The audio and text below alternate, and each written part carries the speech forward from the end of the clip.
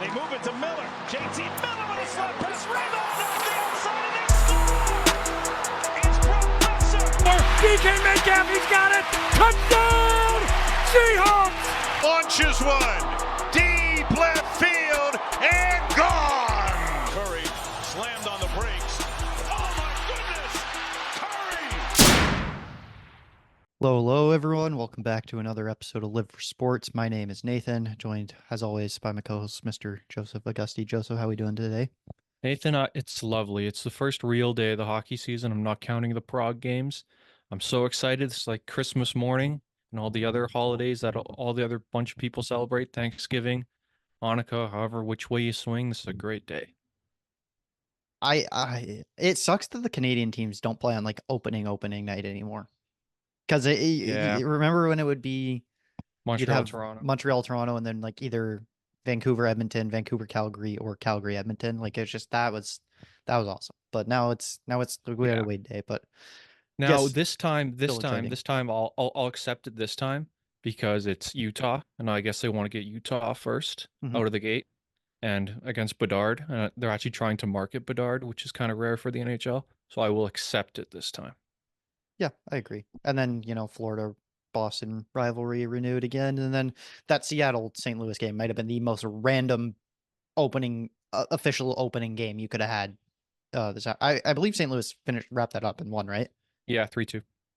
Yeah. What a random, just awful game to pick from. Like out of the first game in North America, you pick Seattle and St. Louis, two very mid teams this year, in my opinion. But, yeah, kind of odd, but alas. Anyways, okay, so yeah, we got that going on. As you can see in my background, or maybe you can't. I don't know. My camera angle's kind of shit.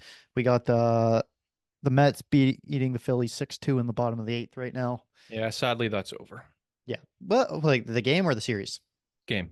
Okay, yeah. So we're gonna start with our award predictions in the NHL because we need to get that done, and as well as our cup picks, even though I think I already know. Oh my God, sorry. Yeah, we know. I know Joseph's cup pick. I'm sure he'll probably figure out mine. Just I'm curious about the runner-ups, but well, we all know Nathan's got the Anaheim Ducks beating the Ottawa Senators in the Cup final. We know exactly. Just like 2007. Good pick. Wow. So yeah, award picks, cup pick. Then we will go to discuss the divisional series so far. Each series is tied at 1 at the moment. Although it looks like the Mets are going to go up 2-1. So it's going to be 2-1. Yeah. Okay.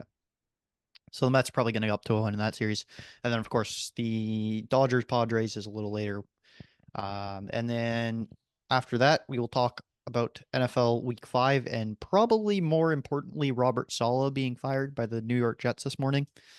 I got some thoughts on that one. It's a little out there. And then we'll do 8-1 in the Eastern Conference in the NBA. But first off, awards. How do you want to start this? Do you want to go with the smaller awards first? Or do you want to go big or go home? How do I want to do this? Let's just go big first. Okay, so easy enough. Hart Trophy. I think this should be pretty unanimous. Oh, we're not doing Stanley Cup first? No, that's after. We'll do that. Okay. Hart Trophy. I have my sunshine, my goat, Connor McDavid, with his 5th Hart Trophy, if I'm not mistaken. Because Hart Trophy, for those who don't know, is most valuable player. Ted Lindsay is the best player voted upon by the players. But yeah, I expect McDavid. He didn't win it last year. Went to McKinnon. McDavid didn't score as much last year because he's injured to start the year. I expect him to be back in his 45 to 50 goal range. I expect about 45, 50 goals, 90-something assists, 140, 150 points. Best, most evolved player of all time in terms of talent. We all know he's not the greatest yet. He needs a cup to get there, maybe a couple. But yeah, most evolved player of all time, in my opinion. And he's still in his prime. And he doesn't have the Draisaitl negotiation hanging over his head all year. So Hart Trophy for my guy, Connor McDavid. I didn't give a Ted Lindsay as well, but I'm assuming yours is also. Yeah. So I will say this: clean sweep, Ted Lindsay, Art Ross, McDavid. That's mine as well. Yeah, Joseph hit it pretty on the head there. He's gonna come back. He's probably fully healthy. He'll probably score a bunch. They're not gonna be so shit to start the year again. I'm expecting it's theoretically possible he scores like 55 and 100 this year. Like he might put up 155 points. It's entirely possible. And so McDavid, enough said. Let's go. What do you want? Norris next, I guess. Yeah, we'll do Norris. Okay. I say Adam Fox, the New York Rangers. Yeah. Let's go. Finally, somebody else is picking Fox. Oh my God, it's a I miracle. don't think the way the NHL works, they don't like to do back-to-back awards. They like to spread it around. So I don't think it'll be Quinn Hughes. And I do expect a little bit of regression for the Canucks in there because they were such PDO merchants last year. Not saying that's a bad thing. It's objectively true, so don't jump on me. I'm not. I think Cale Makar is going to play very well. I don't know how well the Avalanche are going to do. We'll see how or when Landeskog comes back. And But yeah, I'm Nichushkin. man. Well, we'll see about that if he comes back at all. It sounds like he is. Are they going to accept him in the locker room? They were It sounds pretty like angry. they are. From what they were getting asked at training camp about it, or like their media day, and they said that they'd accept him if he's back. So Okay, but yeah, back to Adam Fox. This, just like Jacob Trouba said, their window is starting to shut. This is their last guaranteed year of Ilya Shesterkin. Is it Ilya? Igor. I'm thinking Sorokin. Igor Shesterkin. I saw today Kevin Week said that he turned down an $8 by $88 million deal. That's an $11 million AAV for you math wizards out there. That's a lot of money to turn down for somebody who hasn't won anything. But alas, I guess he wants to be paid even more than that. So we'll see what happens there. They still got a lot of high-end offensive talent. I'm expecting Alexis Lafreniere to hit 70 points this year. That's my official, somewhat hot take for the Rangers. But yeah, Adam Fox is going to win. I think his second career Norris. Would be a second. Yeah. We're 4-4 to start. I got Fox as well. I won't really touch too much on it. Oh, I'll touch on it being that stop underrating Adam Fox. He's still the second best defenseman in the league. Everyone is drinking, smoking. I don't know what they're smoking, thinking he's not, but to me, he's still the second best defenseman. I think he's going to prove it this year because why is everyone doubting him? I don't know. In terms of, we'll go to Shesterkin really quick on that contract talk. So it would make him the highest paid goalie of all time. Yes. And yet he's still turning it down. What Well, does remember, does this 12 million report, like, is that true? Like, that seems more and more true. 11 million. No, Kevin he Weeks. Oh, he wants 12. Yeah. he said it was said he wants 12. So Maybe. I mean, remember, New York state tax is a lot. It's not like Texas or Florida or Tennessee where it's nothing. So he's going to lose, I think it'd be like 53% of that to taxes. So maybe he's taking that into account and he wants even more based off of that. So I don't know. I mean, I think Carey Price holds the record with 10.5. And you can go, hey, me, he never won anything, but Carey Price was you like McDavid, you can argue he's the most talented to ever play his position. Like prime Carey Price, 2014-15 Carey Price, he struck fear into opposing players, which is kind of rare in the NHL. mm-hmm. But, a goalie winning a Hart Trophy should not happen, and yet he won a Hart Trophy. Like, that's how insane it was. Let's go to the Rocket next. I feel like this could be where we differ. Nah, I got Matthews. Okay. He scores without trying, and I'm a bona fide Leaf hater. It astounds me how easily he gets open and how quick his release is. It shouldn't be possible for a big guy like him to have that quick of a release. Like, it feels like every time I have a Leaf game on, I'm screaming at my television for the teams that the Leafs are playing, their defenders, to cover him, because he just gets himself open, he hangs out there, he rips it, and he scores. Like, how he's able to get himself open at the rate he does, it's insane, because he's not incredibly flashy. He's fast, but he doesn't have breakneck speed. He can pass, but he's not a playmaker. It's just his wrist shot might be the best the NHL has ever seen, without hyperbole. It's just scary the way he can flick his wrists and score. So I'm going to say Matthews will go 63 goals. Okay. I'm going with David Pastrnak as my pick this year. Yeah, because remember about Matthews, I feel like I think it was a couple years ago, Remember he had like the wrist injuries and he kind of like had a what was it, like 41 something goal It was season. 40. I'm not saying he's going to be that low, but I'm a little lower on the Leafs than a little normal. And keep in mind, 69 goals is so insanely hard to come close to. What did he go over the previous year? Like 62, 63, I think, too. Yes. I thought it was 61 or maybe 60. I don't know. Something like that. But back-to-back 60 goal years is so rare. Yes, maybe in today's NHL it's not going to be as much because goal scoring is jumping. I'm not I'm not fully sold. I think it's going to be a close race. Like, I'm not saying Pasternak's going to blow him out of the water, but I'm a little higher on the Bruins, I feel like, than most this year.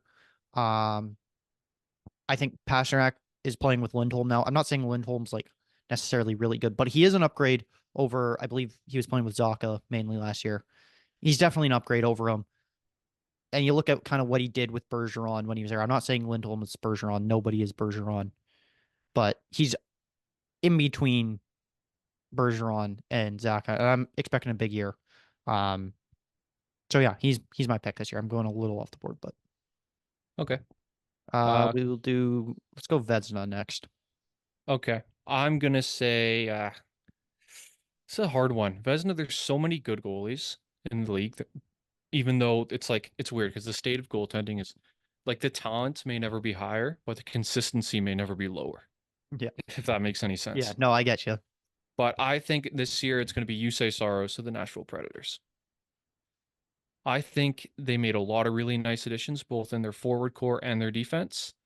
And he kind of had a down season last year. I'm expecting him to be way better as a rare goalie under 6 feet to survive, or not survive, but thrive in the NHL. So yeah, I'm going to say Yusei Saros, Predators back in the playoffs, this time to do damage and not just be one and done like they've been every year since like 2017. Saros is also my pick. We're really on the same queue here. Yeah, kind of same reasons. Down year last year, and they still were a wild card one pretty comfortably in the playoffs, if I'm not mistaken. I think like they had like a 6 point advantage over like St. Louis or something like that. Um, Because remember, they had U2 gates, and then yes. they won like 16 in a row, or had points in 16 in a row. And it's not even like he was that insane in that stretch. Like it wasn't like he was no, like I'm expecting him to bounce back. Their additions, yes, have been really nice. I'm expecting the Predators to be a really good regular season team, probably win a round. I believe, at least. And they have 3 first-round picks to trade at the deadline too. Probably 2 of them they'll trade and keep one of them around. Um, so yeah, Saros improved. Like he was still good last year, and they were a playoff team. What happens when he's good again? And yeah, I don't know. Saros Vesna, my pick. Um, Calder? okay, we'll go. I think this is the one we're gonna go off the board the most. Calder Trophy. Very open field this year. I'd say Yeah, there's it's like 5 or 6. 5 or 6 who could win. Yeah.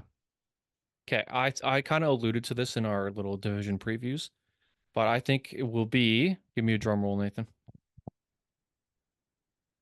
Well, I can't hear that over the screen, so I'll do it myself. But Cutter Gauthier of the Anaheim Ducks. Right, you did say this, I believe. Yes. Like I said in the preview, this guy is extremely skilled. Like you look at his college stats, it's like ridiculous. He had like 37 goals in like 50 games or something for I think it was Boston College last year. He he got his wish. He's not playing for Tortorella and the Flyers. He's going to get a ton of opportunity with the Ducks because they don't have a lot of forward talent. He's going to be on first or second line, first power play unit. He's going to get a lot of ice. He's got a lot of natural talent. I'm expecting Zegras to be better. He's got Ryan Strome as well, so we might play with him. Frank Petrano, Troy Terry. So, and he's one of the best World Junior players I've ever seen. Like a couple years ago when he was at the World Juniors, the year, um, not the year the States won, but the year before, like the 2023 World Juniors, he was all over the ice. Like he's extremely good. And I'm expecting him maybe to flirt with 30 goals in his rookie year. So I'm going to say Cutter Gauthier. Okay. Yeah, I think there's 5 who could like win this probably. Cutter Gauthier, uh, obviously Celebrini, Stankoven, Matvey Michkov, You could maybe consider Will Smith, but I think Celebrini's going to get more of the media attention being in San Jose. That is why my pick is Lane Hudson of the Montreal Canadiens. I'm going the defensive Wow. route. I don't know. I'm smoking or I'm drinking the Kool-Aid. I've heard it. You're eating the poutine. Yeah, that's what I'm doing. I'm hearing a lot of hype from Habs fans about him. I'm not maybe sold on his defensive game. I think he's going to be very similar rookie year to like what Quinn Hughes and McCarr did in their rookie years. A lot of points offensively, not great production defensively. But the good thing is the Calder Trophy, even if you're a defenseman, doesn't really take into your defensive stats really that much, unless you're so horribly bad at defense that it's very noticeable. I expect Hudson probably to start out on power play 2 in Montreal and very quickly jump into power play 1 because he is that effective of a skater and a puck mover. And I'm expecting him to put up like 55 points as a defenseman and take the award. Smart, the Montreal media is very powerful. They hold a Yes. lot of sway, and there's a lot of them. Like, I love that quote. I think it was Brian Burke who said, in Toronto, everyone says you're an idiot in the media. In Montreal, you're an idiot in 2 languages, which is quite funny. But yeah, Hudson, I mean, they're going to need him because there's not going to be Ryan Backer this year. No. And I think he was probably going to get 9 games at least to start. Matheson will be on power play 1, at least to start. Hudson could do really well. I think if Laine was playing, I was expecting Montreal to take a step, at least towards competitiveness, and not be a bottom 5 team. But we'll see. I still think they would probably be like a higher. I think they'd be more like the 5 team. They'd be bottom 5, but like 5, if that makes sense. Because I just think their division is too talented at the moment for them to compete. But this year they'll probably be same area again. Get another pick. Next year is when they kind of take their step when they have Demidov come up and play for them and Ryan Bacher. I cannot believe Chicago didn't take Demidov. I cannot believe they didn't. And they took Lavushnov or whatever his name was. I think it was it was the when we had Adam on. You were saying Demidov wasn't playing much in the KHL. You said, I believe. Now he is. He's playing a lot in the KHL for a 18-year-old or whatever. They might just be trying to get him to stay. I am stunned Chicago didn't take him because that's your Bedard running mate for the future. Because while Chicago's done some good job bringing in veterans, in terms of young forwards besides Bedard, they don't really have any.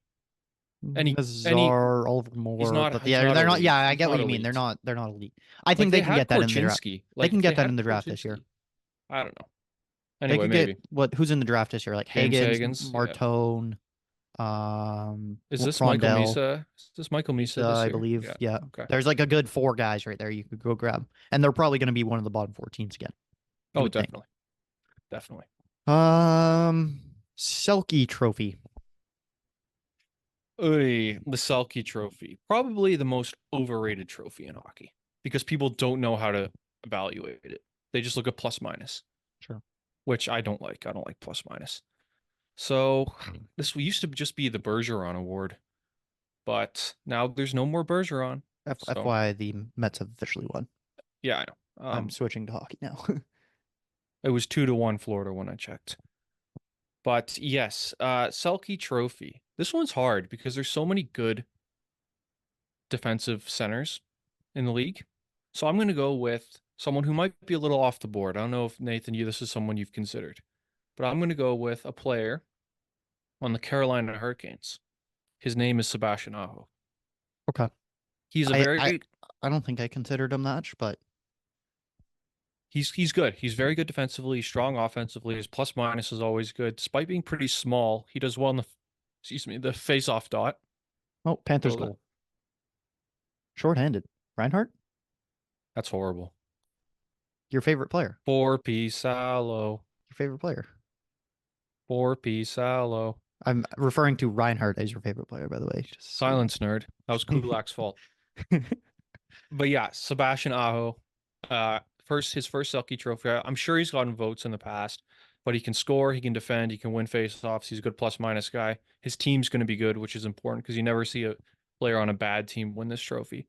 So Sebastian Aho, the forward, not the defenseman. Yeah. I was trying to pull up the betting odds, but they have removed all the award ones for now. Okay, if anyone's betting on the Selke Trophy, please call the hotline. Oh, there's people who do it. Trust me. Yeah. Oh, I'm aware. Um, I considered a few.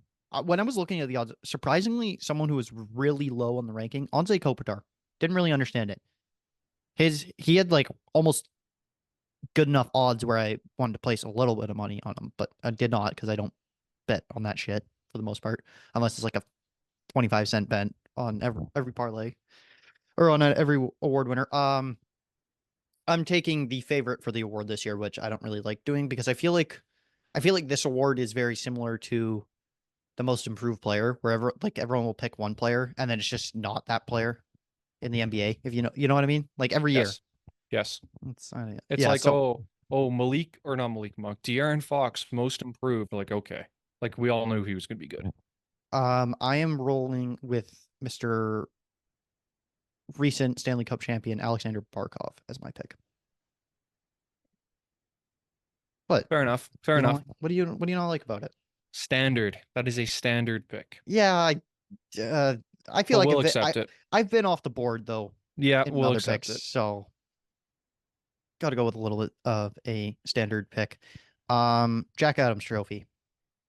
Andre Tourigny of your Utah Right, Hockey you're Club. high on Utah this year, so that I makes sense.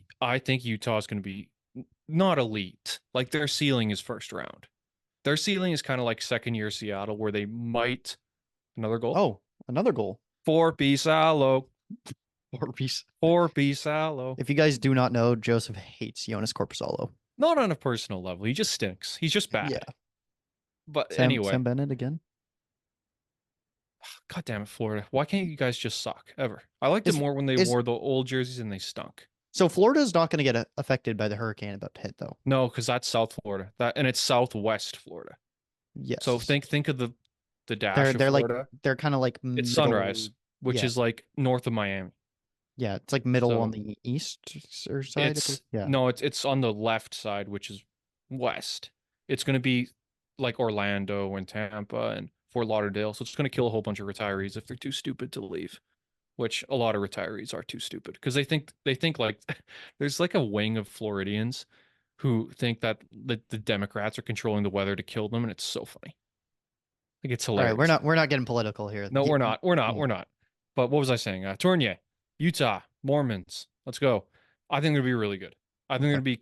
I think it was Bill Armstrong, their GM, who said there is no team better focused on the present and the future. They have a lot of really good young, talented guys like Keller and Schmaltz and Barrett Hayton to an extent that are ready to be good now, and they're also loaded with a ton of draft picks for the future. So they can trade them, they can use them, whatever they want. Also, with the Jack Adams Award, most of the time it's not like a best coach award. It's this team surprised me and did better than I expected job. Right?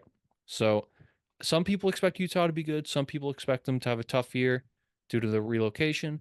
But I think that due to the relocation and the fact that he didn't get much recognition in Arizona, I think that he will win the Jack Adams Award as the coach of the year. Yeah, you kind of hit it on the head there with you were leading into my direct point was the award always goes to a coach who like a team that surprises. So I believe Montgomery won it when the Bruins won their year, but they were also considered to be like a wild card team. I remember going into that year, their historic year, and then they finished with the most points ever. Of course, you're going to give it to them then. Last year, Rick Tocchet, Canucks were like a bubble playoff team at best, finished first in the Pacific.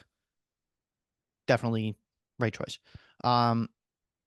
So there's a couple easy picks you could choose from. I'm going a little off the board, I feel like. And he was a finalist last year, but I think he's going to win it. I'm going Andrew Brunette. Okay, I can see that. I'm thinking because in my prediction, I have Nashville finishing first in the Central. I'm a little higher on them. I think they're going to be a really good regular season team. And I'm thinking Brunette takes them from like a wild card team. I think most people probably have them like the 3 in the Central or a wild card spot. And I think that he's going to take them. And I think they're going to surprise, be the number 1 team. And that's kind of where I'm going with that as my pick.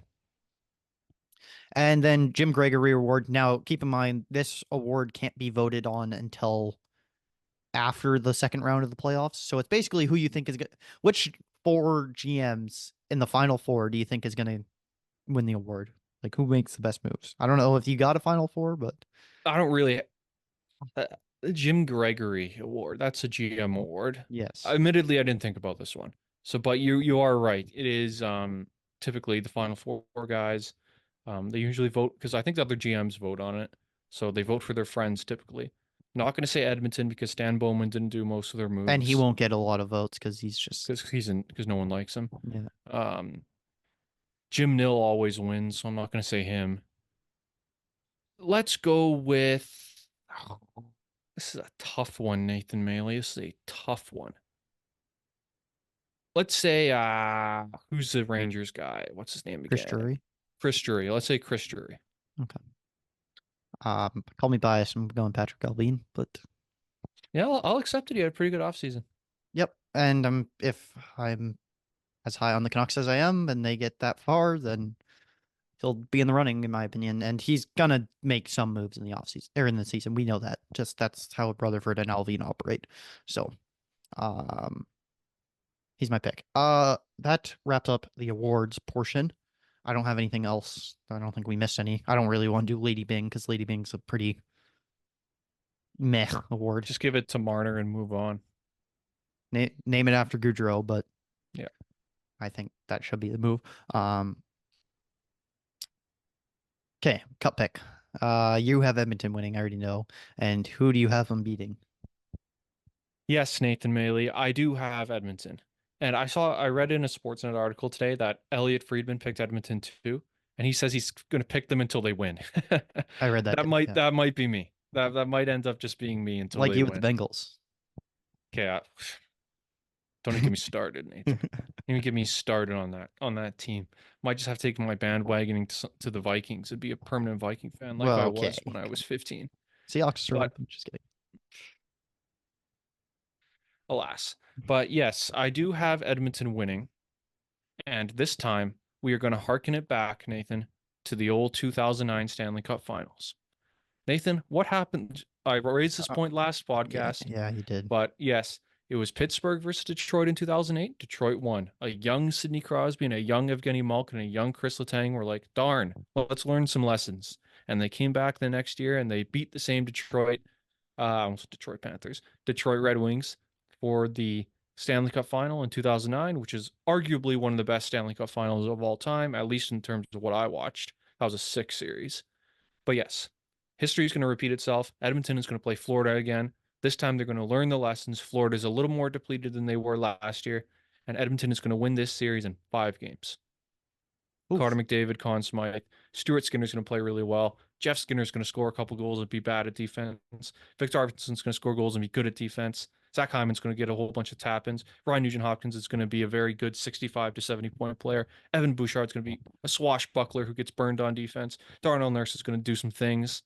And Darnell Nurse is going to try and kill players for absolutely no apparent reason. What's that reference to? I don't know. Just mostly like you probably saw him in the little scuffle. What are you pointing at? Is there any additional motivation here, Nathan? Are you trying to like point a gun at me? Is that what's going on? No, never mind. You saw the little scuffle at the last preseason game between the Oilers and the Canucks because Nurse ran around trying to hit Sherwood. I don't think it was bad. I don't think it was a bad hit at all. I don't like how he like took a run at him as he's like on one knee or a knee already. It's like, and plus like it's preseason, man. Like I get your rivals and you want to set a message like it's full rosters pretty much playing, but it's preseason. Stop trying to run around and injure players before the real thing gets going. You can do that. When do they play each other first? Like, is it November? Yeah, I think so. Yeah, they have a little bit of a break before they play each other. But anyways, I'm gonna reference this today. Even though my one buddy was getting pissed off and I had to delete the chat before he could see it so he didn't get pissed. But Jordan Eberle was named captain today, meaning all 32 NHL teams have a captain. Do you know when how long that's been since all well, I guess 30 teams was the last time it happened had a captain? Would it be 2010, 2011? It would, Joseph. How did you know that? I saw the same stat. Oh, Nathan, it's concerning how similar we are. It's extremely concerning. We're like the same person. yeah. What happened in 2010, 2011? Don't say the final result, but who made the cup final that year? I don't know, Nathan. Someone made the finals. Oh yeah, that's right. It was the Vancouver I mean, I Canucks. graduated fourth grade. That was a good year. It's the You know, Vancouver Canucks, right? Wait, aren't you 3 years older than me? yeah. So you would have graduated grade 5 because I was grade 2 when that happened. I know this. I can't remember. Yeah. It's all a blur. Oh yeah, the Vancouver Canucks, they were in the finals that year. We won't speak about the final result because we don't. But they are going back to the finals this year because I'm biased and I don't really care. And I believe in my team, which wasn't really the case for the first half of last year, but that's besides the fact. I have the Vancouver Canucks. They're of course winning the Stanley Cup. And they're beating some demons because they're beating the Boston Bruins in the finals this year. You think Boston's making the finals? I do. I'm a little higher on them than most, I think. I think their defense is really mean and really built for the playoffs. Kind of like what Vegas was when they won the Series 2 years ago. I think they're got a like McAvoy's their smallest guy, 6'1". They're huge. Yeah. Like they're mean, they're built for the playoffs. And they have a first line center, quote unquote. He's low end, but they have a first line center finally. Pasternak's sick.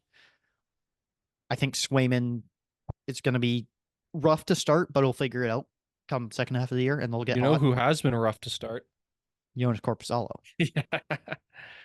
Jonas Forposalo, as Joseph would say. But Yeah. we're exercising some demons this year, and that's my pick. Will it happen? Absolutely not, probably. But I am biased, and I do not care.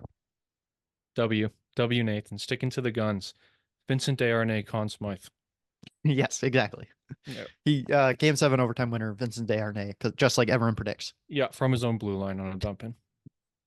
Yeah, ice will be like really shit, and we'll take a bounce over Swayman's glove. And He'll slam it off of this. He'll do a slap shot at the blue line. It'll hit the stanchion, ricochet, hit him in the face, and then go past Corposalo because he'll go on like a 5-game shutout streak. Yeah. All right. That wraps the NHL portion. To the MLB, if you could see them from the background, if you were watching on YouTube, the Mets took down the Phillies. They lead 2-1. Closeout game tomorrow. I guess we'll start there since that just happened. I don't know who's pitching tomorrow. Oh, never mind, I do. Jose Quintana for the Mets, Ranger Suarez for the Phillies. Okay. That's pretty even. Assuming they don't throw out Zach Wheeler again. That would be a mistake. He might come out of the pen. Okay, maybe. I don't know if I don't know. You got to do anything you can to win. Sure, but I think Ranger Suarez is better than people give him credit for. Yeah, I agree. So, okay, game 1, boring as hell until like the last couple innings when Zach Wheeler was just carving him, and then the Mets exploded because they're the Mets and you can't kill them for some reason. So game 1 went to the Mets, and then I'm not even kidding, Nathan. Game 2 is one of the best games I've ever seen in my life. Just the lead swings, the home runs, Nick Castellanos getting the walk-off winner, Mark Vientos turning into prime Barry Bonds out of nowhere. What a fun series between two fun teams with two clinically insane fan bases. And it's awesome. This is what baseball's supposed to be. This has been a really good divisional series so far. I think it's been a really good playoffs in general so far. Well, yes, but this divisional series has been great because we get teams that hate each other. The Phillies and Mets fans, they hate each other. Padres and Dodgers, they kill each other. We'll get to that. We'll get to that. Yes. But yeah, unfortunately, I do want the Phillies to win. Like, I like the Mets. If this is one of those scenarios where I want the Phillies to move on, but if it's the Mets, that's okay. I'll accept it. Like, it's not the Astros. So we'll accept the Mets moving on if they win. John Gibbons, get yourself another ring. Because he was on the Mets as a player in 1986, for those who don't know. Mm-hmm. But I'm looking forward to see what the Phillies can do because they're going to need their supporting guys to wake up. Harper's been pretty good. Schwarber's been okay. Castellanos, when he's not flailing at shit in the dirt, has been good. There's a deep drive to left field. Yeah. They need more from Turner. They need more from Marsh. They need more from Alec Bohm, who forgets how. It's so weird with Alec Bohm because every once in a while he just forgets how to play baseball, and then he's just great after that. Very Did, weird. did you know that my buddy didn't know the Nick Castellanos lore? I put him on it. Unacceptable. I put him on it the other day. Unacceptable. I'm like, dude, just go search up Castellanos deep drive to left field and you'll figure it out all out.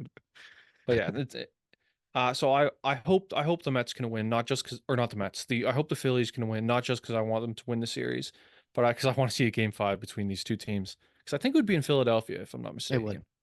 It would. That would be sick. That Yes. would be awesome. So yeah, I hope they do well. That's my thoughts on that series. If you want to, Yeah, I picked Philly in this. I believe in 5, maybe 4, I'm not sure. Actually, I can pull it up in a sec here. But it's weird. I don't like the Mets because basically because of New York media for the most part. But then I like the Phillies for whatever reason. I don't know why necessarily, but I didn't have any games, but I did pick Phillies. I was probably going to do 5 anyways because I did think it was going to be close. I don't like the Mets media, and I don't like because every year it's just like, oh, the Mets, it's their year, they're making the playoffs, they're going on a run. That was last year, and then they sucked, and they've done that for numerous years. The Phillies, on the other hand, it's like everyone knows they're good, blah blah blah, and then, but everyone hates Philly sports media because Philly fans are toxic. Whether it's the Sixers, whether it's the Eagles, whether sometimes it's they're the Phillies, toxic. Flyers can be. 70% of the time they're toxic. 30% they're awesome. Yeah, I think they're awesome for the most of the time. Yeah. But I still expect them. Yes, I agree. I want a game 5 for that. That would be insane. It's pretty much all I got. Dodgers Padres is the one I want to talk about though, because holy shit, we got major beef in this one. I knew it was gonna be major beef, but Love this. I love it. it's great for baseball, the series. But so I want to talk about the Manny Machado incident that's getting headlines right now. So I'll explain it Incidents. quick. So there was Dave Roberts, the Dodgers manager, called out like Machado being like, I thought it was like intentional, blah blah. So Machado basically threw a ball into their dugout at the end of an inning, or at the end start of an inning. Sorry, when they had like done their like throw down to the second, it got to him, and their pitcher wasn't using it, so he just tossed it into the dugout. He did use a little bit of like power, it looked like. But Oh. Roberts thought it was thrown at him and intentional, and Dodgers, there was no like benches clearing off of it, but Dodgers were chirping Machado about it. Joseph, what are your thoughts? Because This is so stupid. Yeah. It's the playoffs. Change your diaper, Roberts, you whiner. Like, my God. Like, I don't know if you're looking at my screen, Nathan, but I was doing when you mentioned he threw it in and Roberts thought it was going to hit him. I was doing the LeBron James. Ooh. Oh, shiver me timbers. Like, my goodness. Like, it's the playoffs. Playoffs are better when there's heat. Before 2015, I hardly cared about baseball playoffs. And then part of it was the Blue Jays were good again. But their series with the Rangers and the Royals were, and then even the next year with Orioles, Rangers, and then Cleveland, it was fun because there was heat. They hated each other. It was great. I love it. I love this stuff. I love that Manny Machado is playing a villain again. I love that he's on a good team. I love that Tatis is able to be himself without worrying about all the old heads whining at him. I love it. I love it. The only thing I don't love is Shohei Ohtani 5 batters away. Shohei Ohtani 4 batters away. Look, I get he's the best player ever and you need to market him, but let's chill out a little bit.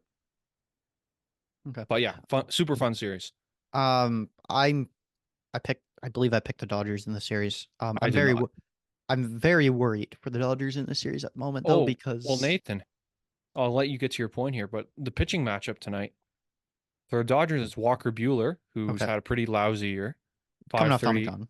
Yes, but 5.38 ERA, that's bad no matter who it is. Mhm. And then the Padres have Michael King, who's fucking killing it. True. 295.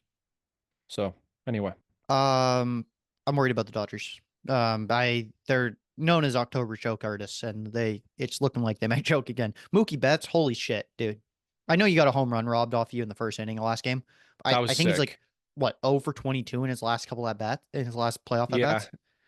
And then you look at Tatis and he's batting 625. Yes. Like, it's insane. I'm more interested for tonight because the Padres had to send a message out to their fans being like, Chill. please be respectful. Yeah. Enjoy, like show sportsmanship, blah, blah, blah. Like have fun, right? Like, cheer for your team, but don't do stupid shit and throw stuff on the field or Well, that was Dodger fans, was it not?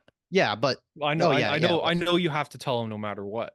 But I hope the Padres don't get punished and the Dodgers go off scot-free if anything happens. Hmm. But that would be Manfred protecting his guys. that Machado thing, I don't think it was intentional at Roberts. I think it was more there was some like beef towards the This throw into the dugout, but like this is what it was. It was Machado saying my dick's bigger than yours. pretty much. That's Yeah. all it was. Like it's nothing. It's just a pissing contest. It happens all the time in baseball. Who cares? Yeah. Worried about the Dodgers. So we'll see. Um let's go The gritty to tags. yeah, the gritty Tigs. Tigs? People aren't Is calling them the tags. is it Tigs or Tigs? I don't know. I'm calling them the tags. Like people call them the tags. They never call them the tigs. I thought it may have been Tigs. Tig is like, hey, I'm gonna say this very slowly so you know what I'm saying. From the Winnie the Pooh cartoon, Tigger. yes. That's what I think of when someone says Tig. Okay. Yeah, so I say Tig. Okay. I kind of read it as the gritty Tigs. Okay. But yes. Tig works too. Yes. So This, that somehow this series has been the most bland of the divisional series in my well, it opinion. kind of Well, let me finish. it was And expected to yet it's been pretty sick. Like there hasn't been a lot of runs, but the Kerry Carpenter home run was awesome. Good for the Tigers. Good for their fan base. They've been through a lot of shit. So I'm happy for them. I'm hoping they beat Cleveland, even though I said Cleveland was a sleeper team. But yeah, I'm happy for them. Been a fun series. Pitching and defense. I like the occasional pitching and defense battle. I like my home runs. I like my offense. But every now and again, I like it when it's just defense and pitching. And that's something both teams are pretty good at. Yes, agreed. I'm excited for Comerica Park in the playoffs again. I think that is going to be rocking tomorrow night or tomorrow afternoon. Do they play? I think it's afternoon. Because They're lined up with the oh Yankees, yeah, they right? play at 12. Yeah, Yes, 'cause they're the first game of the day. Yeah, the Yankees are never not getting prime time. Uh-huh. And fine. That's the right choice. But that will be bumping that ballpark, and it will be sick. I'm probably rooting for them. I love an underdog. Who doesn't? For the most too. part, like in any sport, I love an underdog. They're so sick. It's easy, so easy to rally behind. Even Speaking though the of Guardians are like kind of like not really a favorite either. Like they'd almost be an underdog in some sorts. well, if they didn't have Jose Ramirez, he'd be in trouble. Yeah. I love Jose That Ramirez. Kerry Carpenter. I hope, yeah, Go ahead. I hope Jose Ramirez one day goes to a team in a market where the league pays attention to him. That's nothing against Cleveland, but man, a few years ago when the Blue Jays were rumored to get him and they got Matt Chapman, I was like, crap. Because I like Matt Chapman. He was okay, except when he was whiffing at 89 down the middle. But I knew Jose Ramirez was special. Yes. I wish they could have got him. Kerry Carpenter home run. God, that was sick. Oh yeah. Off Clase too. Clase's been like, isn't he gonna? Will he be a Cy Young candidate in the AL? Like, is that No, they don't. Because remember, I think it was 2016. Zach Britton had like an 0.95 ERA. wasn't for the Clase like Orioles? similar this year though? Or I am know, but tripping? they're not doing it. They're not doing it. The year to do it was 2016. I gotta hit up his stats quick. Hold on. Yeah, 'Cause- but I am happy for the Tigers. I hope they can continue because I can appreciate a Detroit sports fan because they never Joseph- win anything. Joseph, he has an 0.61 ERA this year Wow. in Maybe if he was a 74 Yankee, innings, maybe he'd get it. 74 and a third innings pitched this year. He has an 0.61 ERA. Yeah, that's kind of insane. I don't think he'll get it though. I think he could be a finalist. It's Okay, possible sure, he can be a finalist. They're not going to give it to him. because Scooble's probably going to be there. Yeah, my AL pitching is Would- distorted. I haven't watched much AL. They wouldn't give it to Crochet probably. No. Maybe they'll Uh, give it to Yusei Kikuchi. Mr. Up and Just Down. But yeah, moving on from that series. Yes. I got something to get off my chest with this In- Royals Yankees Yep. series. Go ahead. Bob Costas, you are a legendary broadcaster. Yeah. The shit you did in the 90s with the Bulls, that was sick. I saw it in The Last Dance, and you were like cool. You had aura back then. please, please, please stop broadcasting baseball. At least stop doing play-by-play. Like when Giancarlo Stanton hit into a double play, which by no means is rare for Stanton. He hits into like one per game. And he sighed and was like, "Oh, that's not good, but it's not Giancarlo's fault." You are a national broadcaster doing a ALDS game between the New York Yankees and the Kansas City Royals, who, as an aside, have won a World Series more recently than the Yankees. You are supposed to be impartial and neutral, and you're whining over a Giancarlo Stanton double play? He's the slowest player in baseball. He's going to hit into some double plays. Like, this is ridiculous. It's below the standard of broadcasting. It's below the standard of the playoffs. And it was really disappointing. And I like that it was universally condemned. Even Yankee fans were like, this is bullshit. Like, this shouldn't be a home broadcast. But I hope they fix it, because give me someone, give me Joe Buck. Give me Ernie Johnson. He used to do baseball games. Give me someone impartial. I hate it. That's one of my pet peeves with MLB baseball in the playoffs is the announcing. Like, whenever the Blue Jays are in, they just do the regional stuff. And as much as I like Dan Schulman, give me the American National guys. Gives it a big game feel. It's impartial. That's what I want. If I wanted to listen to a partisan broadcast, I'd watch a regular season game. Fair. But I'm not doing that. That I love Bob Costas. I do. Hang him up. Yeah, that was really hard to listen to. That was really bad. You're a national broadcaster. You got to have some, like, you can have, like, what the Dodgers broadcaster is doing their NLDS, which I don't think should be happening, but at least it sounds better for the most part. Costas, on the other hand, that was atrocious. Like, you got to have some sort of bot. Like, you can lean a little bit, but that was like, oh my God, you're taking like 3 steps over the line. Like, it was that bad. In terms of this series, though, game 1 was really fun. I was kind of watching it on the side, I'm pretty sure, but game 1 was really fun. The 5 lead changes, I think the most ever in a playoff game. Surprisingly, you would think it'd be more, but that was a really fun one. And then game 2, the Royals jumped on Rodon getting all hyped after like striking out like 3 guys in the first or whatever. It's like, brother, you're in the playoffs. Like, you got a lot of work to do. And then he gets torched in the 4th. I know. And to see, like, now, look, I know John Boy isn't a national broadcaster. He's allowed to be biased. That's his shtick. But seeing him glaze over that and then watch Rodon get clapped was very funny. Yes. I picked the Royals in this series. Judge has been really bad in the playoffs recently. I don't know if you've seen like his stats and stuff when it comes to the playoffs. Did you know he has the highest strikeout percentage? Why are we so alike? Of classified hitters of all Classified. time. Mission Impossible. Okay. I think. Well. But yeah, yesterday my mom asked me if I'd done the dishwasher, and I said Aaron Judge, so she knew they were washed. Ha ha ha! Do you see that in a meme or something? Yes, like Nathan. I stole it. I'm a stealer of comedy. But yeah, I do. I hope the Royals win, just so I can point and laugh at Yankee fans. Yeah, and I don't give a shit about the Royals. I still have a little bit of resentment towards them for 2015, so I don't have any affinity for them. It would back up my point of the AL Central is sneaky good from a couple weeks ago. Because who'd have thunk? Yeah. I believe that wraps up everything I want to say. NFL. I feel like I don't really have much to say in terms of scores from this weekend. I don't even think outside. I just want to do a quick thing on the Bengals. I don't even think we really need to go over the scores that much. Let's just go over Salah, and if there's any games that stand out to you, go ahead. Oh, right now? That's what I'm thinking. Well, I'll do Bengals first. I'll do Bengals first, and then go ahead. Yeah, they're done. They're done. They're 1-4. That was a must win against Baltimore. And Joe Burrow finally looks good. He looks like himself. He throws 6 touchdowns, I think it was. He looks sick. Chase looks awesome. Higgins looks great. And then the defense is just melted butter the whole game. And Lamar is able to do whatever he wants. And Lamar hasn't even looked that good this year. Derrick Henry can do whatever he wants. Very disappointing. Because now they're falling further behind.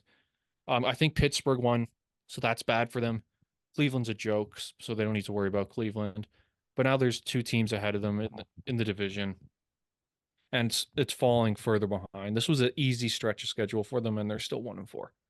So Wouldn't very call it. disappointing. Well, Well, they couldn't beat wouldn't call it. Washington. They couldn't beat Washington. Okay, Washington is Washington hasn't underrated this year, I guess. Yeah, I know They're that, but surprising. they should be beating Washington. Yeah, I agree. They should be beating New Baltimore. England, they 100% should beat. Kansas City and Baltimore, yeah, you can hand them. Like at best, I'd say they should be like 3-2. Yeah, not good. Joe Burrow, by the way, 30 of 39, 392 passing yards, 5 touchdowns, and 1 interception. That interception, though, cost It them the was game. tough. It was tough. Yeah. But no. Didn't even cost them the game because they had a chance to win in overtime. Well, And they no. screwed up the thing. Oh, yeah, on the that too. kick. But like they could have just not taken it to overtime if he didn't throw the pick. Sure. But how about you just kick the field goal and win the game? Like, my goodness. God damn it, Evan McPherson. I have you on my fantasy team. You Well, it kicked wasn't nothing but McPherson's extra. fault. It was I the know that. holders. I'm just saying it like in general. I have him on my fantasy team. How do you score 39 points or whatever it was and kick no field goals? That bugged me. McPherson. I'll go over a couple games. The Falcons Bucks game, that was really fun to watch. Kirk Of Cousins. course, I Kirk sat Cousins, Mike Evans. that narrative that he can't perform in prime time, over. He was fantastic. I had him benched on my fantasy team. And I also had Darnell Mooney. I had 65 fantasy points on my bench from two guys. Guess who benched Mike Evans in that game? You. Me. Why'd you bench Although- Mike Evans? I forgot. I forgot he was playing in the Thursday nighter. Mm. But T. Higgins played well, so it was okay. Well, Lamb sucked, so it didn't matter in the end. But My Seattle Seahawks. God, that was hard to watch. That blocked field goal or whatever. Apparently, there was like a holding on like one of our interior linemen that like he was just getting pushed down or like held down by one of the guys, so he jumped over him. I don't know if you saw the block, but that's why they kind of were able to jump over our O line and then block the kick. Regardless, Seahawks did not deserve to win that game. Their defense was getting shredded by Daniel Jones without Malik Neighbors, and they had no Devin Singletary, although Tyrone Tracy looked like a very competent running back in that game. Seahawks need to get healthy on their D-line. They're not right now, and it's hurting. The O-line was shit again this game. Had been all right for the past couple weeks, but it went back to being shit this week. They couldn't really do much, is what it is. Now they have a really big test against the Niners. And the Niners lost too on Sunday. They had a chance to take a 2-game lead over the Niners and the Cardinals, and then a 3-game lead over the Rams. Off basically a 3-game or like a layup game against the Giants, who were coming across the country, and they couldn't do it. And now you have to beat the Niners on a short week when you're coming off back-to-back losses where your defense hasn't looked good. I'm a little worried right now. I'll leave Vikings Jets for a sec. Dolphins Patriots mid. Poor Panthers fans having to watch Caleb Williams torch them when he should be on their team, but is what it is. I know. Jags Colts don't really care. Bills Texans, man, Josh Allen, the yearly campaign of, oh my God, he's winning MVP for like 4 weeks of the year, and then he has this absolute stinker and falls off. 9 for 30 passing in that game. Horrible. And their play calling at the end was terrible too. They were on like their 2-yard line, and they threw 3 deep balls, all incomplete, and then they had to punt. And then the Texans got it at they got it at their own like 40, got down to like midfield, then threw with like 12 seconds left, got 1 play off, and then spiked the ball and kicked a field goal to win. But Browns Commanders, Deshaun, you need to get benched. You suck. I think this is a Cleveland management thing too. I don't think it's Stefanski. I think they're telling him they have to play him because they've invested so much. Because there's no reason he should still be playing. He's probably a top 3 worst quarterback this year, and he might be the worst. I don't think that's harsh to say. He's been that bad. I don't know if you got anything with Deshaun because you normally do. He sucks. Yeah. Like he's horrible. He's not worth it. It's not like he's doing his best and he's a good person. Like he just sucks. Mm-hmm. Yeah, that wraps up what I was saying for there. Besides Vikings, Jets, okay, Joseph's just dipping out for a sec. We were gonna talk about Salah here a sec. Vikings, Jets though, I didn't wake up at 6:30 a.m. because I don't wake up at 6:30 a.m. on Sunday. Who does? I caught the end of this game when I didn't even realize that it was a blowout to start, and then the Jets made a comeback. Apparently, Sam Darnold wasn't that great, but the Jets' offense apparently just went shits again for the second straight week. Even after like 3 weeks ago, I was hyping them up, being like, "Oh my God, they're back." Rodgers looks sick, but they didn't. And then Rodgers threw 3 interceptions in that game. Not great. Targeted, I think Garrett Wilson had like, what was it, 22 targets? Insane. 13 catches, still sick. Vikings, not convinced. Not convinced still, really. I don't know. But then the news today, Robert Salah fired. And oh, never mind. I just saw we had a goal. Robert Salah fired as Jets head coach. Their defense coordinator is now intern. I forget what's his name. I'm blank. Like I know it, but I can't remember it. Okay, I'm Where back. is it? Okay, there you are. I'm trying to blab on. I'm trying to remember the Jets owner or the Jets defensive coordinator's name, who's now their head coach interim. I don't remember either. Nobody interesting. But Salah getting fired was bullshit, in my opinion. Yeah. This is not his fault. Although he has a shit record, he's 20-36. Zach Wilson, He is a defensive guy. White. He is a defensive-minded head coach too, and they have the second best defense in the National Football League at the moment, I believe. What deserves him to get fired? There isn't any reason. The only reason is I believe Aaron Rodgers probably said something, and it's like, get him out. I'm done with him. Yeah, And it's. I think it's him. and It's him or the conspiracy theory that's floating around. we have another Panthers goal, 5-1. 5 Pasalo. But There was a report today actually that Saleh was going to strip Nathaniel Hackett, their offensive coordinator, of play calling duties before he was fired. If that's true, this even screams more like Rodgers. it is Rodgers. He loves Hackett. He loves Hackett. That's his guy. And then there was also a report today that Saleh was not able to say goodbye to the team. I don't know if you saw that. Do you hear what I just said there? The flag? No, he wasn't allowed to say goodbye to the team today. Oh, yes. They I did escorted see him that. out. The security escorted him out before he could say goodbye, apparently. This is a Rodgers power play. It has to be. And he's old and he's not even good anymore. Like, what are we doing here?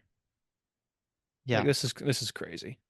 Ridiculous. I've been higher on Saleh than I feel like most. I feel like people were calling for him to be fired last year, and it's like, okay, give him a chance. He doesn't had Zach Wilson at quarterback And still. He's 2-3, I think. He's not 0-5. They haven't looked that great, I will say, besides outside that Patriots game. You have a geriatric quarterback.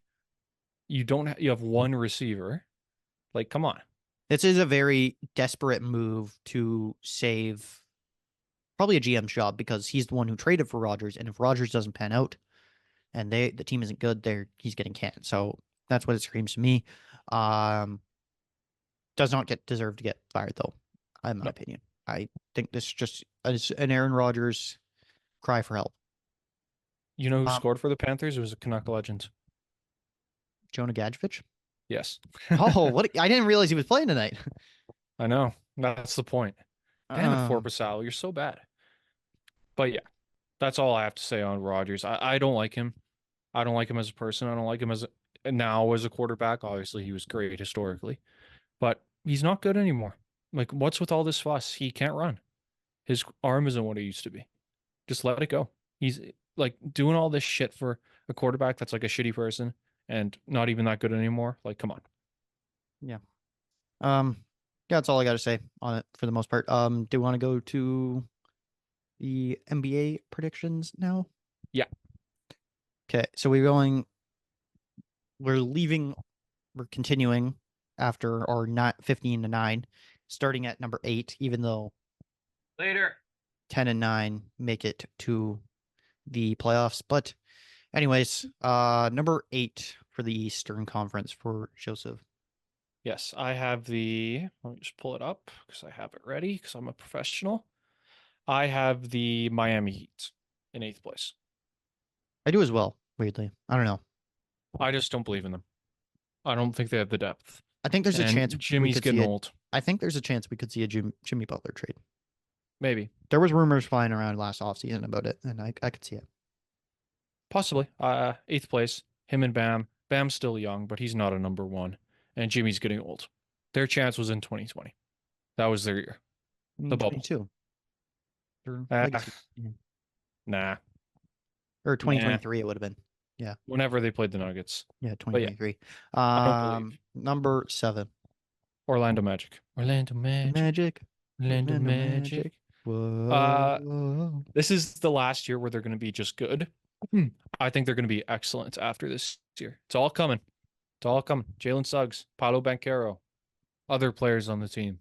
Admittedly, I'm not super knowledgeable on the Magic, but they have some good players.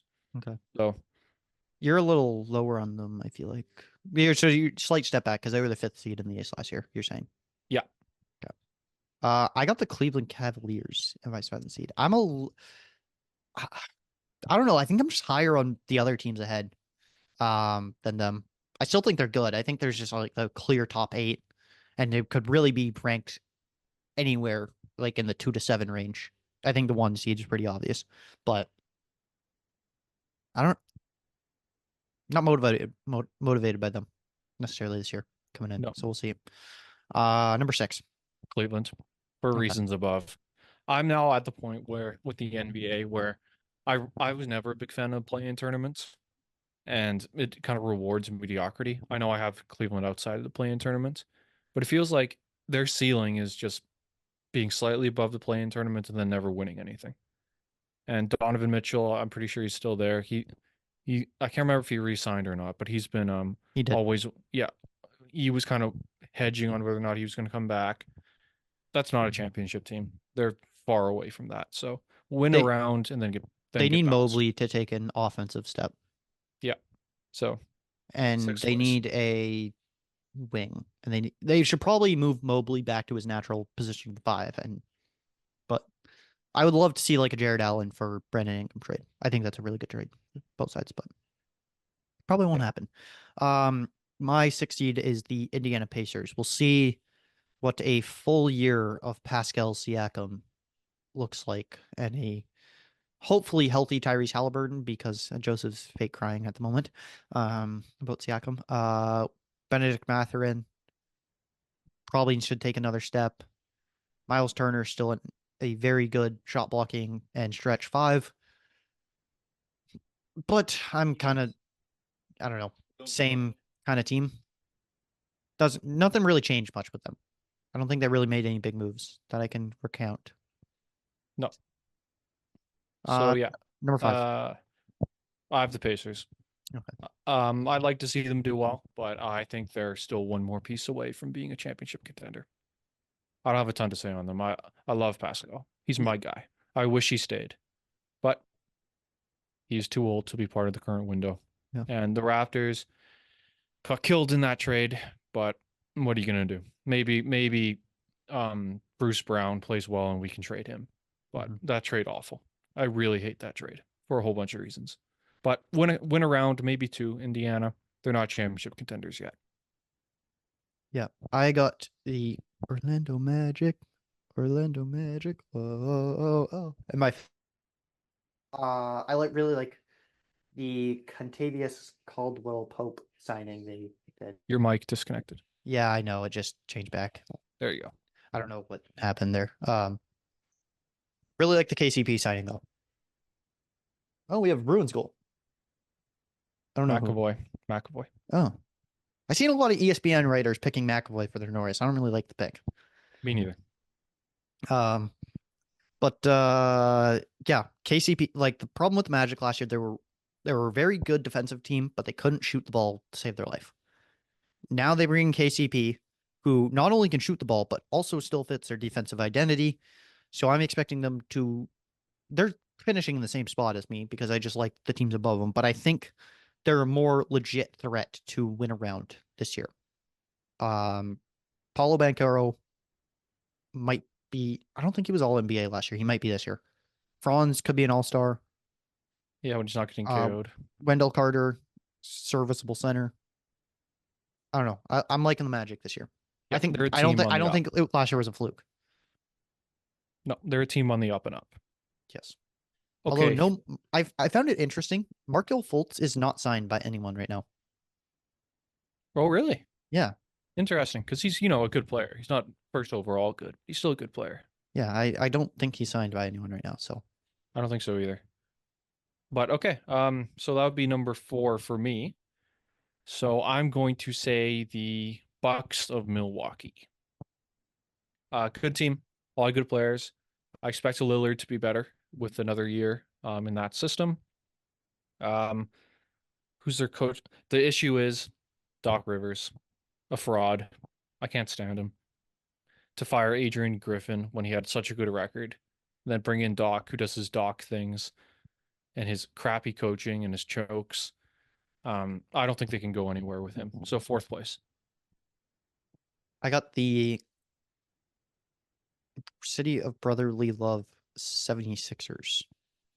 Like I like the Paul George signing. Embiid's still around. Maxi's signed his max deal. But they're a little thin for my liking, depth-wise. And I think Paul George is doesn't really have. I think Paul George is due to get a hamstring strain at some point this year that's going to keep him out for 3 weeks. And with Embiid, his knees are not that great anymore. I think it's very likely that he could miss 2 or 3 weeks this year. Oh, he'll miss all the games versus Denver. Exactly. There you go. I don't know. I'm thinking injuries are just going to hit them a little bit in the regular season. It's going to hurt them. Still a playoff contender because I do like their big 3. I think they all mesh well together. Maxey being this speed 3-point, not as good of a distributor of the ball, but and then Paul Doesn't George, need your to be. 3-and-D wing, can score at all 3 levels, and Embiid is your superstar center. So I'm still considering them a playoff threat, but I'm a little lower on them regular season standings wise. Yeah, I have Philly 3rd. Okay. So I'm a little higher on them. I am wondering how George and Embiid fit because Paul George, he's kind of his own person. He's kind of outspoken. He kind of does his own thing, and we all know Embiid needs the ball or he'll whine. So that's an interesting dynamic to watch. Embiid and George are both injury prone, so we'll see how many games they both can play. I don't think Embiid's ever going to play more than 70 games in a season again. He's just too big. Sometimes you're just too much of one thing. Let's reduce that number. Does he get the 65 game threshold again? Depends on how good they are. Because I believe it's 65, right? Yeah. Yeah, for MVP. Maybe. I don't know. If he wants to, he could. I don't think he wants to. Okay. I think he enjoys playing basketball. I don't think he loves it. But I love Tyrese Maxey. Maxey's my guy. I think he's so good. You're a big Maxey fan. Yeah, I love I'd pay so much money for the Raptors to get him, even though that'll never happen. I love Maxey. He's so good. Would you I'm rather drafting him in our league.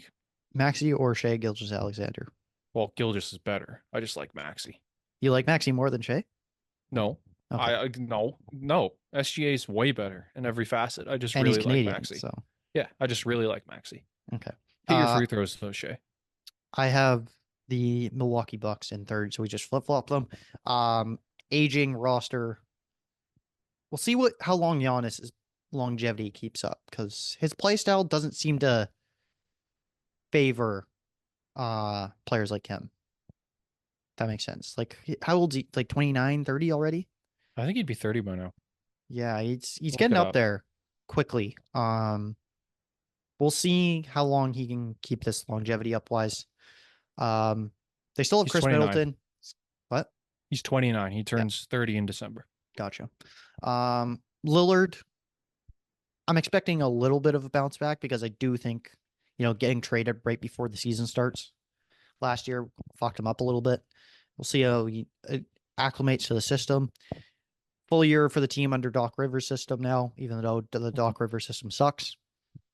And Chris Middleton and Brook Lopez are both pretty old and pretty banged up now. We'll see how long they can last. Gary Trent Jr. is there now, though, isn't he? Yeah. Yep. And he can shoot, which is Giannis needs shooters around him. He's like LeBron. He needs shooters around him. That's how it works. Mm-hmm. So we'll see how it goes. Still a contender-ish. I don't have them as my pick this year though. I No, know that.